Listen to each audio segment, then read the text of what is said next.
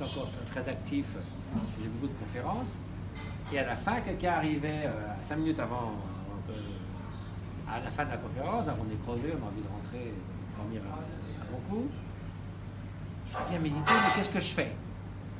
On est bien embêté, alors, tout le monde est là autour de vous pour essayer d'expliquer en 5 minutes qu'est-ce qu'on fait. Donc, en désespoir de cause, j'ai dit, un jour, j'étais en retraite pendant plusieurs mois dans mon ermitage, j'ai dit, bon, qu'est-ce que je dirais à quelqu'un comme vous qui pose cette question? J'ai fait un petit bouquin qui s'appelle L'art de la méditation, qui est vraiment quelque chose de très simple. C'est pourquoi méditer? Pourquoi on s'embêterait à méditer? Je veux dire, après tout, la vie nous apprend plein de choses. Donc pourquoi? Spécialement entraîner son esprit. Sur quoi méditer et comment méditer? Vous voyez, c'est les 3 questions que j'essaie de répondre. En gros, pourquoi méditer? Parce qu'on a un mélange d'ombre et de lumière et qu'on peut faire mieux.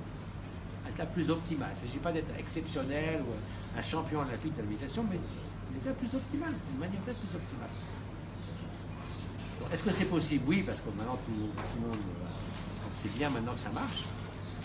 Sur quoi? En fait, c'est sur la façon dont fonctionne notre esprit.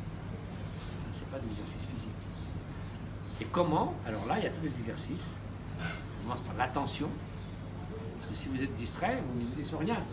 Si vous méditerez sur l'amour altruiste, mais que tout votre esprit est à droite à gauche, vous êtes là à rêver toute la journée, pendant les demi-heures de votre méditation. Donc il faut déjà l'esprit soit un minimum attentif et flexible. Il faut être bien réveillé. Il faut être lucide et pas rêver en plein jour.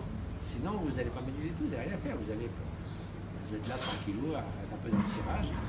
Ça ne vous fait pas avancer grand-chose. Et ensuite, si vous voulez développer de qualité, qu'est-ce qu'il faut faire? Imaginez que vous voulez développer l'amour altruiste. La plupart d'entre nous ont connu des moments d'amour inconditionnel pour un ami, une amie, un animal, un parent, quelqu'un de cher. On veut que du bien à cet enfant ou à cette personne. Bon, ben, ça dure 15 secondes, après on pense à autre chose. Ça peut durer 3 minutes, mais enfin en gros, ça va, ça vient. Il se passe quelque chose, on se lève, quelqu'un rentre. On est plein d'amour vis-à-vis d'un enfant qui est là, puis il se passe quelque chose. On ne reste pas là pendant une demi-heure à être débordé d'amour à cet enfant. L'enfant lui-même, il va faire autre chose d'ailleurs. Mais là, la méditation, c'est de susciter en nous, par exemple, pour ce qui est de l'amour bienveillant, de remplir notre esprit d'amour bienveillant vis-à-vis d'un enfant ou de la personne qui vous vient à l'esprit, sans difficulté. Vous sentez, vous n'avez qu'une envie, c'est que cette personne soit heureuse, que s'épanouisse dans l'existence, etc., etc.